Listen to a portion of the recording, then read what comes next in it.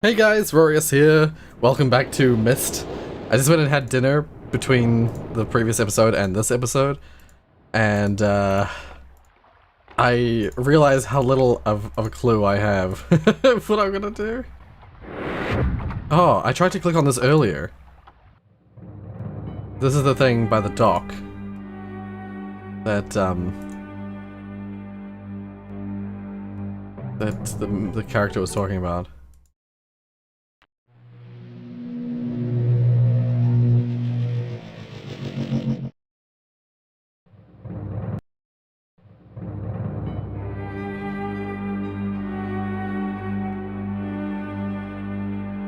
Okay, settings, dimensional dimensional imager, yeah. Topographical extrusion test, 40.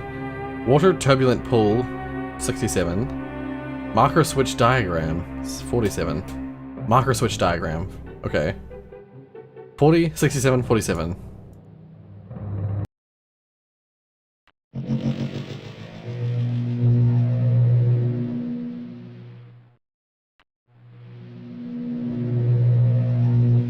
How does one... How do you enter a number into that? There's no number. There's no numbers! Oh, here we go. Ah, here we are. Okay. So 67 is the current one. So that'll be...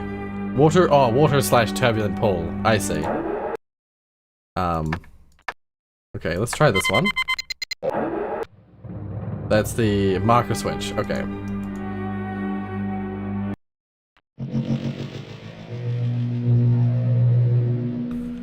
Yes, okay, so that just shows a diagram of the marker switch. Let's, go to 40.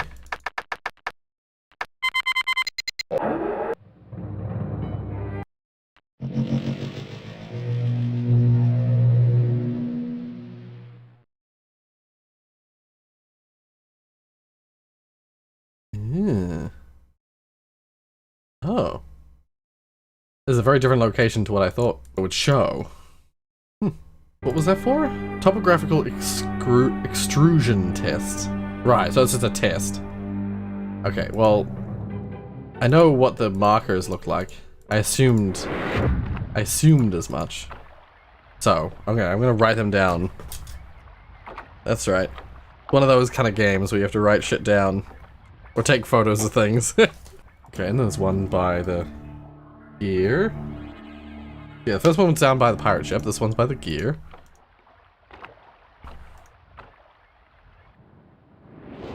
There's one by the coin door. Or it should be by the coin door slash planetarium. There's one over by the rocket. There's one by the well. Or, is this a well? Let's just call it a well. One by the power door. One by the cabin? By some sort of like pressure. I'd call it a pump house or something. Call it a pump house. There is not one by the clock. Oh no, there is one by the clock tower. Oh, I found another thing. We did not see this last time. Just a picture of it. Inside the cabin.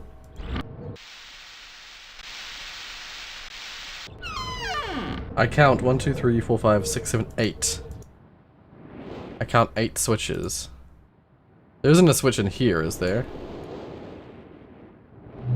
I'll just check.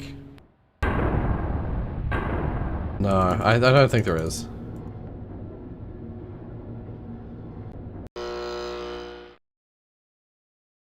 Huh. Why does it show the spaceship now? See, this little hut thing was 100% what the guy was talking about. And I tried to go in here right at the start and it wouldn't let me. Okay, so I count 8.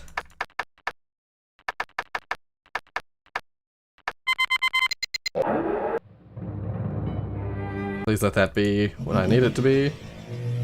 Should be a message? Catherine, my love, I have to leave quickly. Something terrible has happened.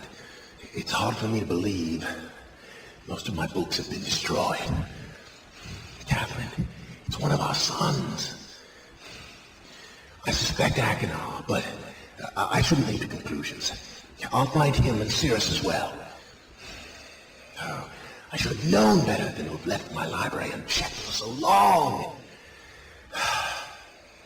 Well, I've removed the remaining undamaged books from the library and placed them in their places of protection. You shouldn't have to use the books until I return. But if you've forgotten the access keys, remember the tower rotation. Oh, and don't worry, Catherine. Everything will be fine. I'll see you shortly. Oh, wait, and erase this message after you viewed it, just to be safe.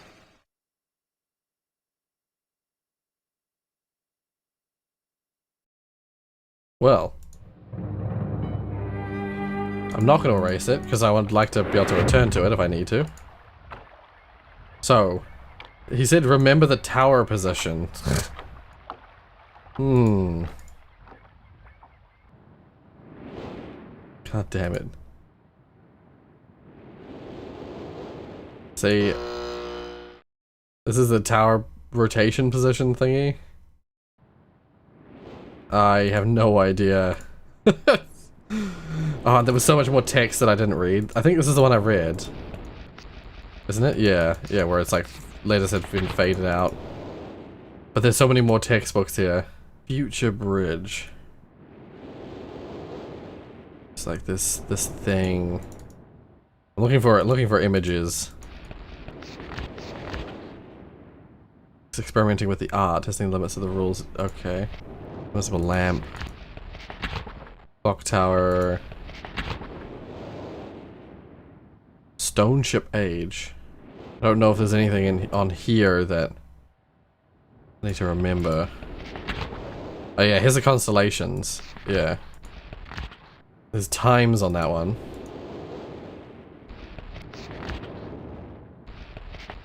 Any of these? Rotation. Okay, well. I'm assuming I'm gonna get pages for completing puzzles on this island. I'm gonna be getting... I'm gonna get pages that I can bring to the red and blue books. I don't understand this one yet. Some sort of generators. I'm annoyed because I had... Originally this had... numbers on it. The like power to the spaceship thing had numbers on it. I don't know how to get the numbers back.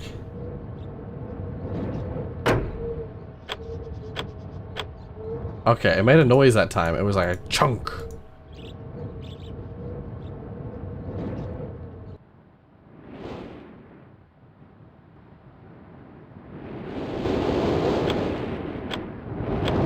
Okay, that one's just making click noises. But maybe I reset it? Maybe I reset it by chunking it? Like that with no power? Yes, I did.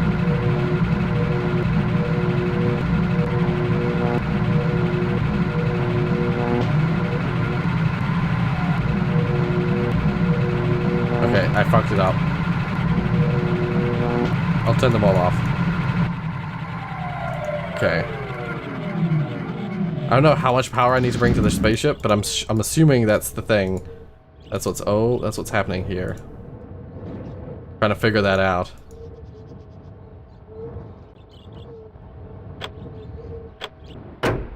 There we go. Okay. It's a bit silly of me to try and do this trial and error style, but...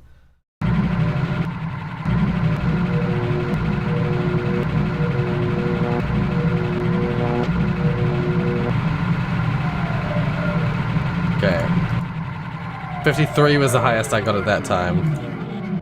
This is silly. Why do I keep trial and erroring this? Okay, there we are. I feel like there should be a little note somewhere saying like what the maximums are, because no doubt there's like, there's something about that. There's like maximums to how much those wires can handle. Time. What times have I seen? Part of me thinks I should be reading that book.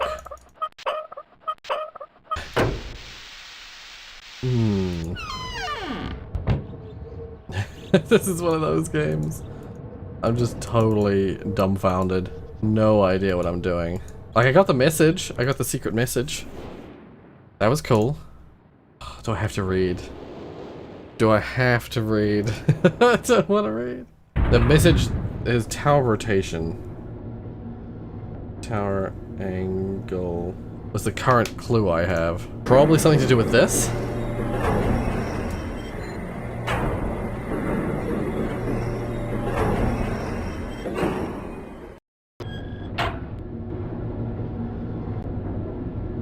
Where I like can't go in because it's like rotated incorrectly. Alright, let's read the books. There's so many. There's 4 books in total. I happen to choose this one. I have called this age Channelwood, and it is a very different world. Though it is exactly how I imagined it is. It is still amazing to see it with my own eyes. Water covers this age as far as I can see, except for a small rocky island. Elsewhere, there's only trees, which grow directly out of the water. A myriad of thin wooden passageways are built just above the water and disappear into the forest. I assume they were built some time ago, for they appear aged. I am eager to discover more about this land and its people, but I have arrived here late and I must rest. I was awakened this morning by strange noises coming from the pathway adjacent to the one on which I had slept. I saw a group of monkey-like people heading in my direction. They had not seen me yet. I did not feel threatened by their presence. Their response to me was one that I would have never expected. After staring at me for a short time, they fell to their knees and began what appeared to be some sort of ceremonial worship. I tried to speak to them, but they did not understand my language. Instead, they indicated through enthusiastic hand motions that I was to follow them. As we walked, I began to notice that the waters below us were changing colors. Slowly, subtly, they would change from deep blue to muddy orange, then from muddy orange to beautifully clear. I was so intrigued by the water, I hardly noticed that we had arrived at a ladder. Climbing the ladder led us to their village, which is about 10 meters above the water, and can only be reached by rope ladders that stretch from the lower paths to the village level approximately halfway up the grand trees. It's very interesting watching these people carry out their daily tasks. Even after watching them for hours, I did not understand exactly what they were doing. At sunset, they motioned for me to follow them. I followed the creatures to the doorway of an enormous hut. Strangely, once inside, I found that the hut appeared even larger than it had from the outside.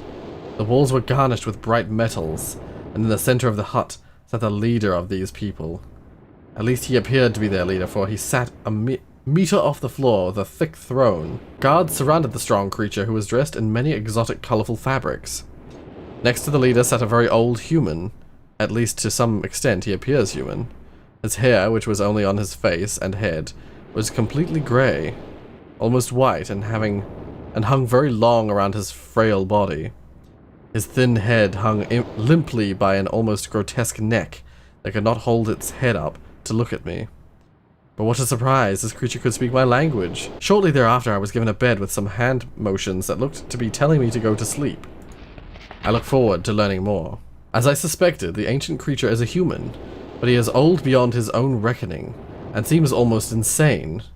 However, the tree dwellers almost revere him as a god. They are treating me now in the same fashion, which makes me feel very uncomfortable. It is almost impossible to understand this old man. His voice is feeble but wild. He has adopted much of the language of the tree dwellers. He himself told me he had not spoken our tongue in ages. He attempted to explain to me the history of this place. The following is my best translation of what he has told me. Many years ago, the humans and tree dwellers lived together in this place, which was then a vast island. They interacted very little. The humans dwelt on the ground, and the tree dwellers lived high above the humans. Occasionally the island was disturbed by mysterious rumblings which happened randomly. Some sort of tectonic or volcanic action, I suspect. The sometimes slight, sometimes heavy tremors would only last a short time. Then they would stop, allowing everything to return to normal. One day, things changed. The rumbling began and grew quickly to unprecedented levels. Soon it became apparent that the entire island was sinking slowly into the ocean around them. Many of the humans died that day, but not before sacrificing themselves in order to stop the sinking of the island. The humans who lived through this catastrophe moved into the trees where they gradually died out, maybe because they were unequipped for such an environment, but I'm not sure. This is the story the old man communicated to me, although many details are very unclear in my mind. I'm especially confused as to how the humans saved the island from completely sinking. In fact, I doubt the accuracy of that part of the story. The island must have stopped on its own. Yet the old man believes in the truth of the story as if he had been there, and the tree dwellers worship him, and apparently all humans as if they were heroes or gods. The old man ended our conversation today with an event which I will never forget. He began gripping my hands tightly, murmuring something about rest and asleep. He then said, "We had expected you to come sooner." These actions filled me with some sort of immediate dread. With much effort, he stood to his feet. I tried to help, but he pushed me away with more force than I imagined his frail body contained. The tree dwellers quietly surrounded him with very solemn faces. They then kneeled before him. He walked to each and placed his hand on their heads. All the while, he murmured words which I did not understand. Finally, he turned to me and smiled. Then he closed his eyes and walked out the door, and off of the narrow path, high in the trees.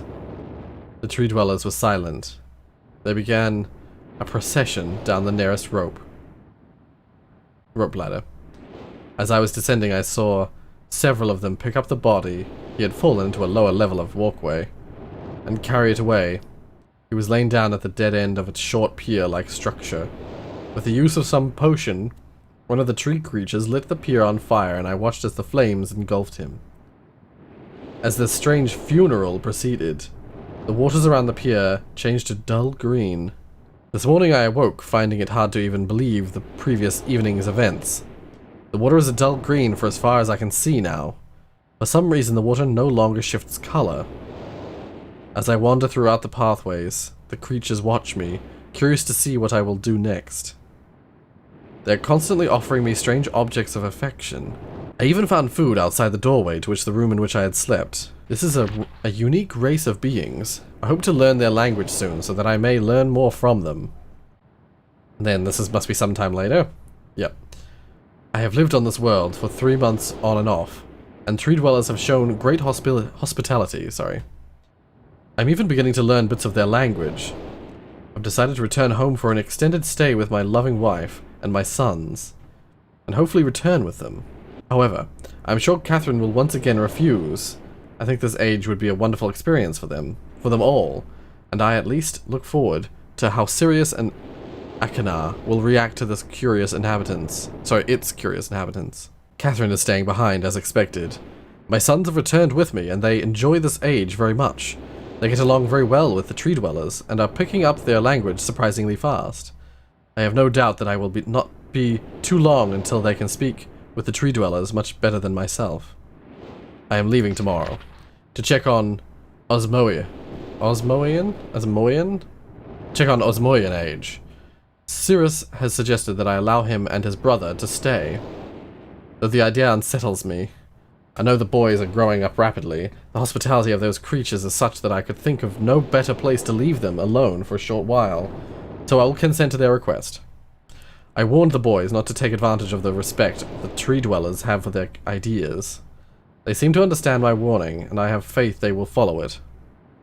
And then, much later again, much to my dismay upon arriving in Everdunes, I learned that Pran and her people are continuing to be menaced by the Choctic. I fear for their survival and plan on returning to her shortly after checking on Sirius and Akinar. See Everdunes' journal for more information.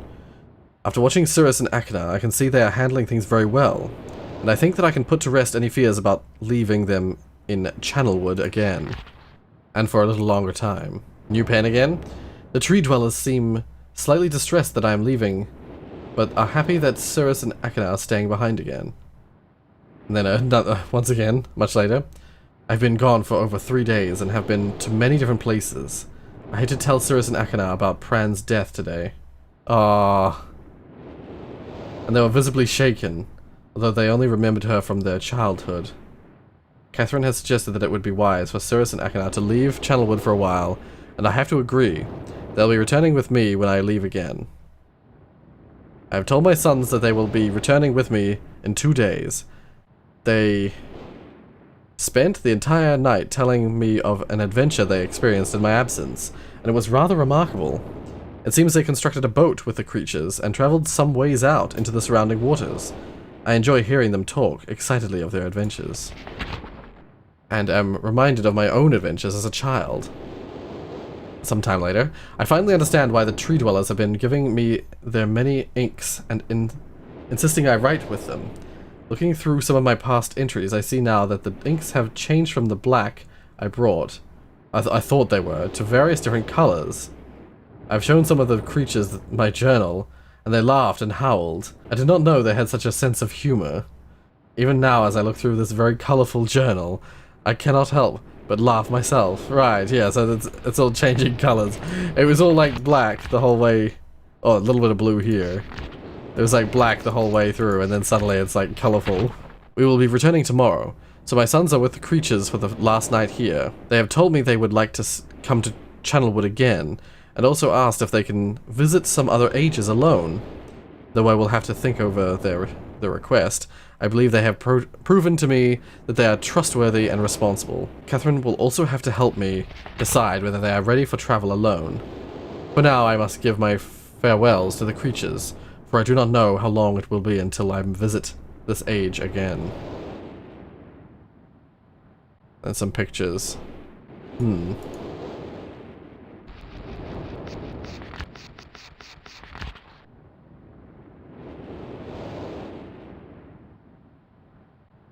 So that was Channelwood. I can't actually read the sides of the books, but whatever the case. We got this one. We're gonna just read the rest of these books for the rest of this episode, I think. This is gonna be the reading episode. Because I need to know the information, because it might be vital to solving the puzzles. Emmett was the first to live on the rocks. He named them the rocks because that is what they were. A group of sharp rocks clustered together in the middle of the large sea. This was where Emmett lived. He enjoyed his life. Emmett would occasionally swim to nearby rocks, as it was never too far of a distance. One day, another person appeared on the rocks for no apparent reason to Emmett. Emmett named this new person Branch. Emmett and Branch quickly became friends, swimming and hunting for fish together often. Emmett showed Branch the simple cave in which he lived on the largest rock. Soon, Branch discovered a place where he decided to live, also on the same large rock. The sun always shone brightly in their world, and the water was always dazzlingly clear, allowing them to see almost to the deep ocean floor which surrounded them. Though the sun always shone, it was never too hot for the boys. A light breeze always came from the north and cooled the area down. One day, while Branch was swimming and having fun in the water, he noticed another boy swimming. Branch brought the new boy to Emmett to find out what to call the new boy. Emmett said the boy should be called Will. Will was soon part of the group, and all three of the boys swam and enjoyed their perfect world. At least that is the story I was told when I arrived today on the island. Emmett, Branch, and Will were surprised to see me at first, but even before the night ended, we were all becoming good friends. Today, the second day, on this newly created age, a strange thing happened. It was not strange to me, but the three boys did not understand what was happening. While I was relaxing under a large tree on one of the smaller rock islands, it began to rain. It was a nice rain that lasted for about an hour in the morning. I explained to the boys that the rain was not harmful, yet they obviously still feared it. Before going to sleep tonight, I told the boys I would leave the following day. I told them that while I was gone, I would make a surprising change in their world. They didn't understand, not that I expected them to.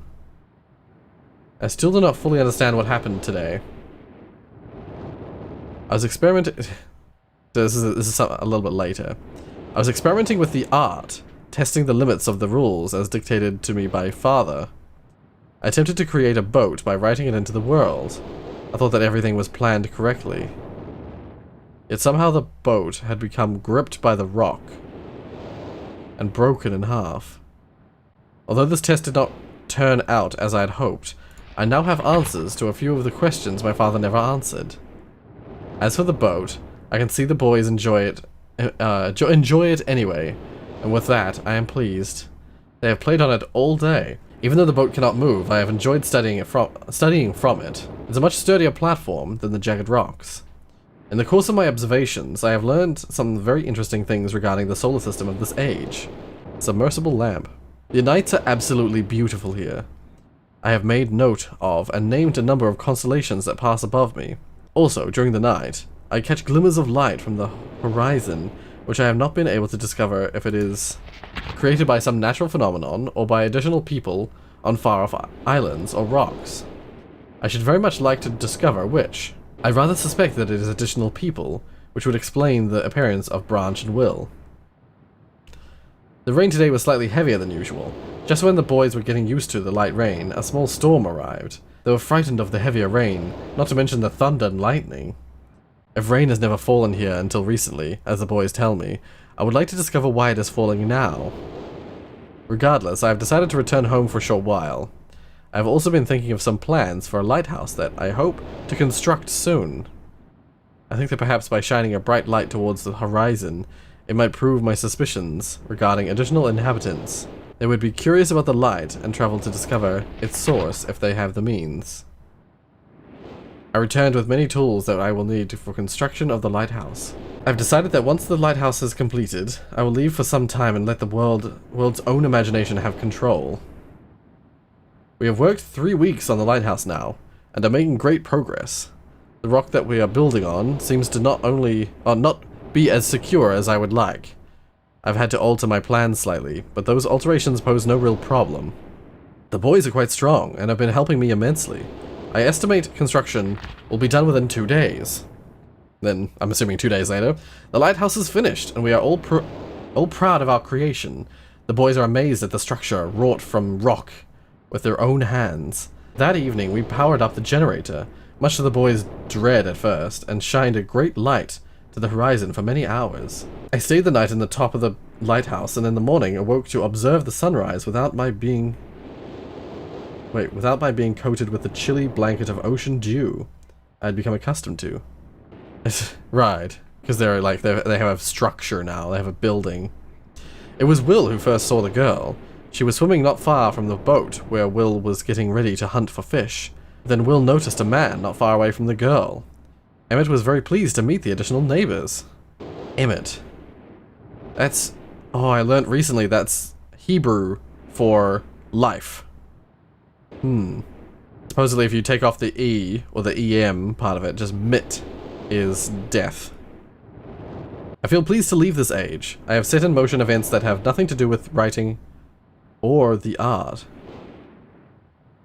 That will have a more profound impact on this world than I could have ever written. I think. Stone ship age. So here's the ship. It's in the rock. I suppose they built this like port, and then and this might be the lighthouse? Oh, I could have ever written.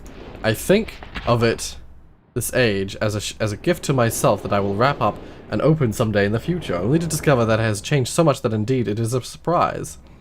Besides, I have yet another new age that awaits me. It seems I'm going to need some way to travel underwater in this new age, and so much planning is in order. And then 10 years. It has been 10 years since I left this age, which I have since called the Stone Ship Age. Upon returning, I cannot believe the changes that have taken place. The original 3 boys have grown into adults, and there are many new faces that I do not recognize. Branch told me that it has not rained for 7 years, and the cool breezes are back again. They are all very content and have been serving me with new foods, and showing me new materials they have discovered. It even seems they have found gold somewhere. I see it in many forms around the island. My lighthouse has been kept in perfect condition, and it looks as if they have tried their very best to keep it so. Yet I have noted that the entire rock it was built on has sunk approximately 40 or 50 centimeters. Interesting. After a wonderful visit with my old friends, I wonder aloud with them what things will be like here in another 10 years. And here are the constellations. Yes. Those are, I'm gonna need to know what those constellations are, but we've got one more book. I've been recording for 40 minutes and all I've done is read. That's what it feels like. Before arriving in this age, I was determined that it would be a journey to a world very different from my previous adventures. And it was. The sky here is dark and grey and incessantly displays flashes of lightning in the distance. I met a very old man with a very long beard and hair that hangs to his waist. He is very feeble and has trouble even moving. This man has obviously been through very many things in this strange world, and I have learned many things from him. He has told me an interesting story of this world's history. Years ago, he told me there was a beautiful city that rose up out of the water. It housed many people inside its walls, and the people had everything they wished for. The city was surrounded by 3 high hills which rose higher than the city. On the east hill of the city rested a large lookout post. The people of the city had constructed the post expecting visitors to arrive from the east. People had no means of traveling on the water, which forced them to merely wait for friend or foe. As time passed, friendly visitors brought rumors of an enemy that existed beyond the horizon. The people grew fearful, yet nothing happened. One day the usually sunny sky became as dark as night, and black ships appeared on the horizon. The lookout post's attempts at peace were turned away, and the sentries were easily overwhelmed. The ships continued to wreak havoc on the city, apparently destroying everyone and everything. After the foundations of the city were destroyed, the city sank deep into the ocean, and only the lookout post remained. The black ships sailed away. The man continued to say that 8 people had hidden and managed to survive through the attack. In the 9 years since the attack, 2 of the survivors have died. He also said that it was rumored that 10 years from the attack, the enemy would return to finish the destruction they had started so long ago. I've decided since hearing the man's story, it would be admirable to save the civilization and stop this enemy's plan of destruction. I'm excited about the adventure that awaits me, and an idea has sparked in my mind to provide the needed defense for these people. I met the remaining survivors today, and I have begun work on a plan for protection. After a short absence, I've returned to this age with my 2 sons. They have, as of yet, traveled rarely with me, and they are understandably excited to be here. They have grown considerably since Everdunes, and it is already obvious to me that they will be a great help this time instead of the nuisance they have been in the past. All 3 of us, along with 4 of the healthier survivors, began construction today. We are building upon the old city's ruins, which will provide a perfect foundation for a fortress. My sons have been spending much of their spare time on the South Island, where most of my materials are stored. I'm very pleased with their intelligence and their creativity. And their creativity is refreshing to see, as they work on some small projects of their own. It has been over 4 months now, and construction is going well. My sons love the world, except for its grey sky. They detest the grey sky and tell me many times they wish the sky here were like this, or like the sky in Myst. Yes. The old man I first talked to tells me that the enemy is due in 4 months. I feel we will be ready when the time comes. The man reminds me of Emmett in many ways, and I often wonder how Emmett and his people are doing. It has been 6 months of work, and we have finally finished the fortress. It rests between the 3 hills, which are now only islands due to a rising water level that the people experienced after the attack. Inside the fortress I have designed the most intriguing device. It makes use of a technology called holography. I began experimenting with on my visits to Aspamir.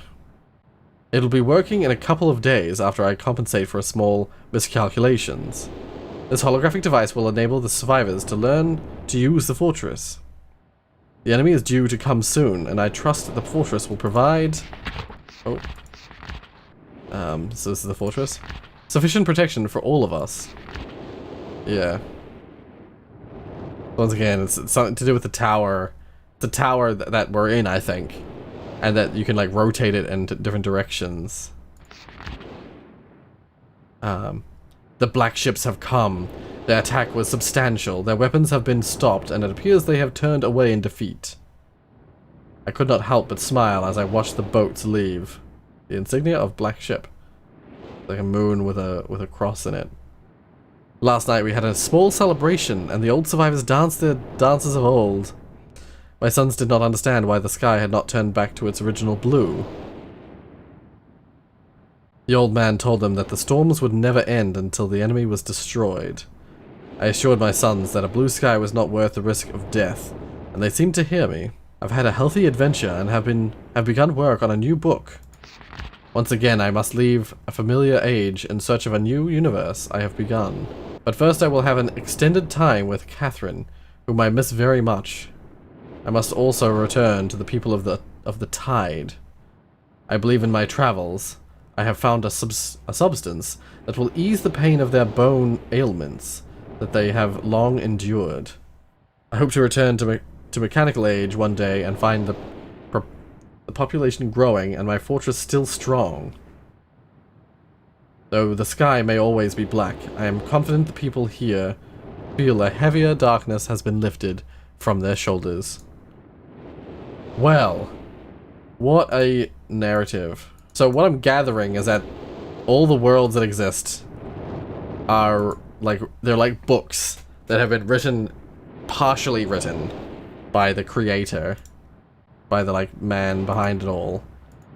But he also, after he writes some of it, he like enters the book somehow and then basically lives in it and helps the people in the space, or does stuff with them. And then after doing stuff with them, he like leaves and lets it just like play out. I think I need something for this before I can do this. Yeah, I've completely turned it off. I still don't know what the deal is. I could brute force the electricity thing to the spaceship. I don't want to though. I'd rather find out how to do it. But after reading all that text, I'm not really any closer, I feel, to solving any of the other puzzles. I'll try this combination once I... Yeah, so 4 and then 3. I'll just see if it's 60 is the number that they're looking for. We'll see if 60 still works, because when I jumped beyond 60, it's where it broke. 60 is too much. I'll try this. 57. 57 works. 58 works. 59 works, but 60 is too much. Okay, let's see if I've got up to 59.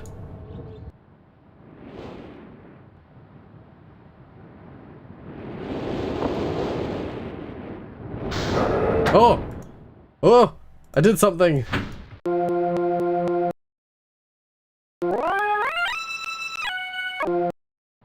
Oh. I have a photo of this. This was in a book. It's like...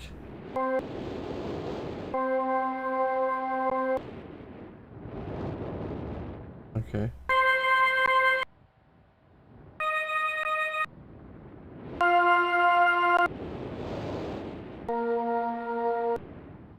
Oh my god, I'm gonna have to remember that sequence of sounds.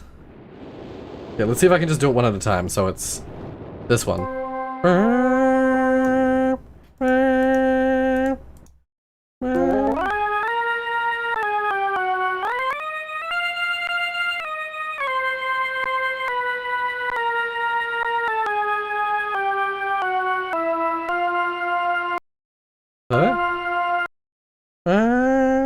Wait.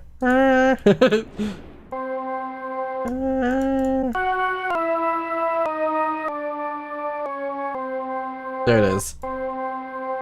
That's it. Okay. Now 2 is...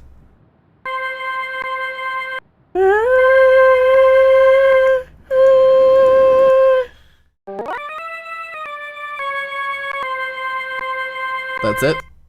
Okay. Yep. And then 3 is... Oh my god.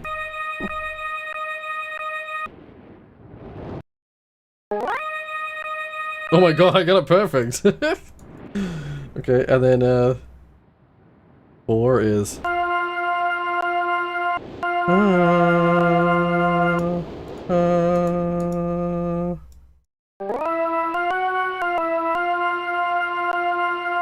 That's it. And then 5 is...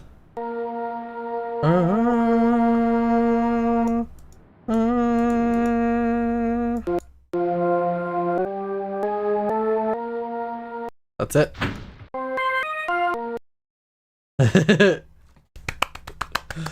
Yay, I'm doing it. Ooh.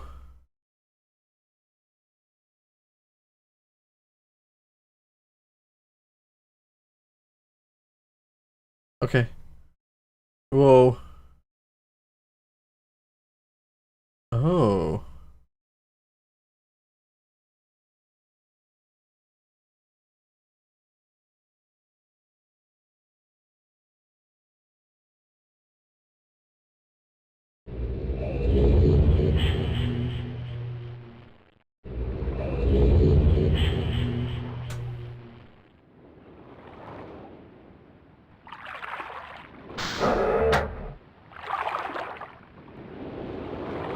Oh dear. I can't leave. I can't. Okay. Because I can't get back in the ship anymore.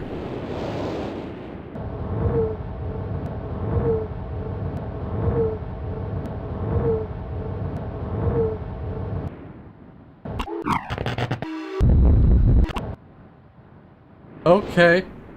They're abstract noises now. What has happened? I've never seen this part of Myst before.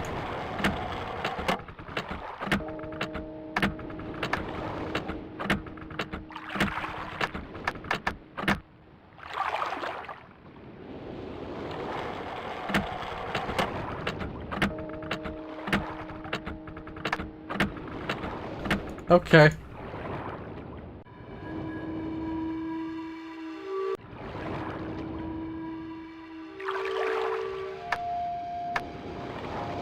Okay, wait, I'm gonna write these down. So I got clock, and then we got obelisk. Oh. Oh, we have a red page.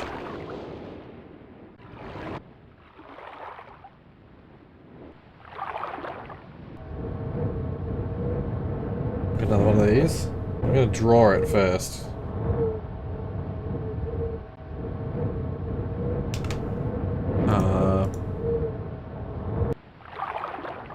What is this near? Like, what am I looking at? Near the ladder? This pen's running out of ink.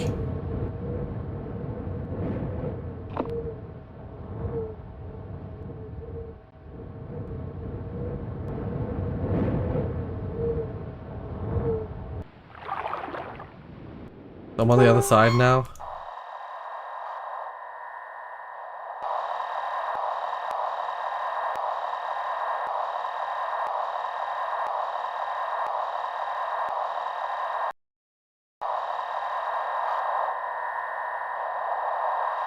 Oh, I didn't see this one. So it's probably that one. Oh, but there's another one I haven't seen. I don't fucking know. The clock one, though, is... that. Obelisk one is...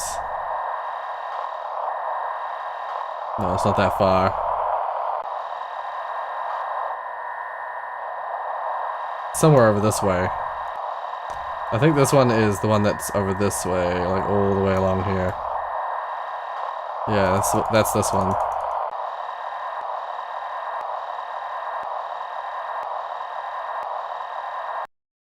It's close, but not quite.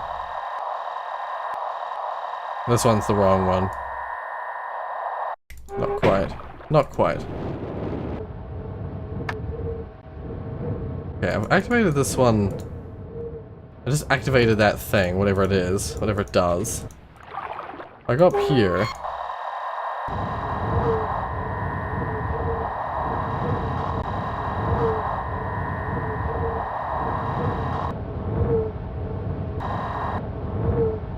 Okay, that one's on lined up now. This is 5. This is a wind sound. I think that's what this is. I think this is what This whole thing is finding the sounds. I need to go and turn on all the things. I just turned that one on. That's a wind sound. If I go here...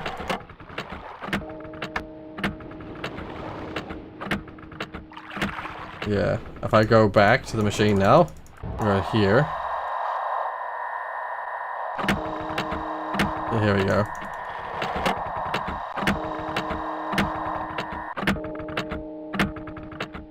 Sounds like a dial tone. Yeah, that's definitely what it sounds like to me. Oops. I know this episode's probably gone on way too long. I realize that. I just really want to figure this out.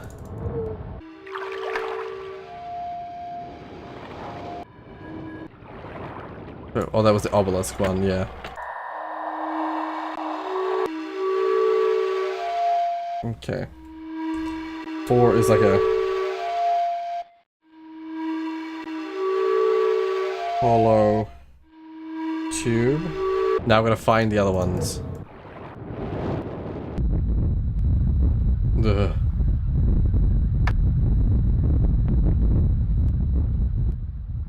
Okay, well that's that one. There's an area around the back here. It has water running sound. Sound of running water. So this looks like it's around the crater. That was talked about, like the lake with the crater. This thing here is in the middle of the lake.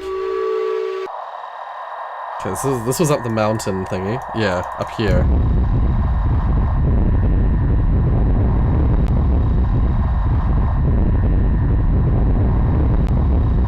Come on. There it is. So yeah, 2 is like fire, rumble, and the drips. A little further along. And amongst the trees. Oh. We're close.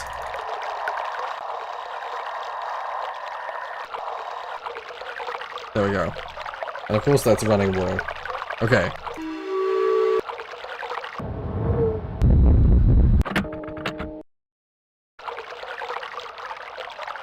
This is some. So I kind of want to just write these all down as well. 153.4. I don't know why there's a sum button there, but... I think I need to bring these sounds back to that starting door that I saw right at the beginning of this area. No, this way.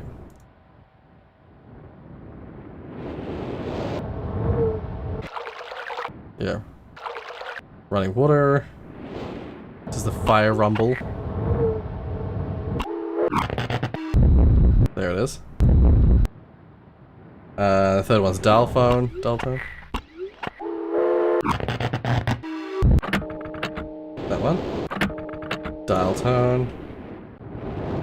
The fourth one's hollow tube. That one. Okay, and then the wind. I think that's that one, yeah. Right?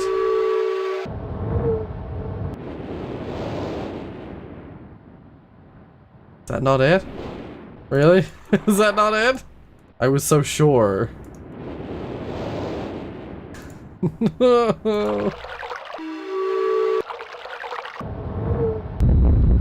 probably just has to be in that order. So, hollow tube first. Running water. Hollow tube, running water. Wind, rumble, dial. 5, 2, 3. Please let that be it.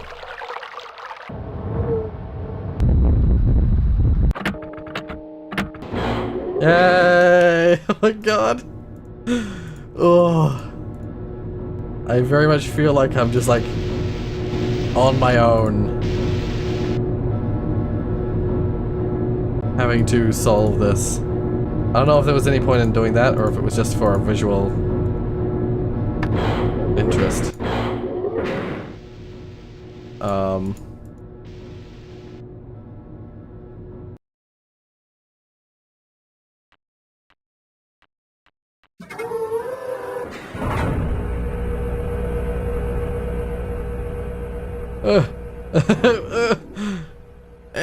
What's happening? If you like what you saw, hit like. If you want to see more from me, then subscribe. I have no idea what I'm doing. Was I supposed to do any of this?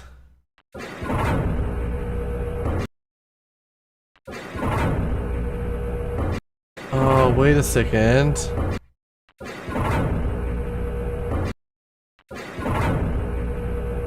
Okay, I can't actually go any other direction, it doesn't look like. I can go north. But there was a thing. Nipple. There was a thing in one of the books that had like a diagram like this. Oh yeah. Yeah, if you like what you saw, hit like. If you want to see more from me, then subscribe. Thank you guys so much for watching. Check the links in the description for social media pages and merchandise store page and stuff. Oh my god, am I just like... I don't know where the fuck I am.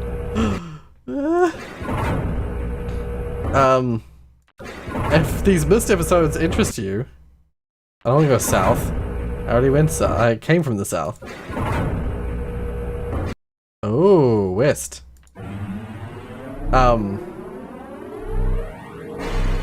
These Myst episodes interest you, but consider sharing them. With your friends.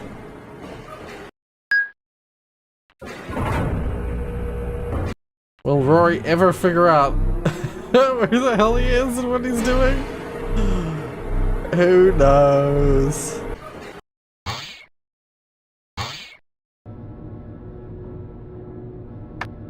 Is there any way you can tell where you're supposed to be going? I'm lost!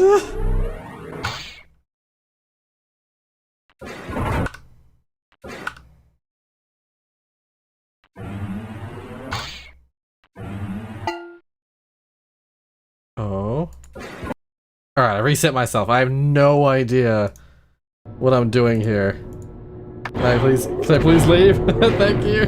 Thank you so much for watching, and until the next episode of Myst Masterpiece Edition. That's the edition. Last time I couldn't remember which one it was called. Until next time.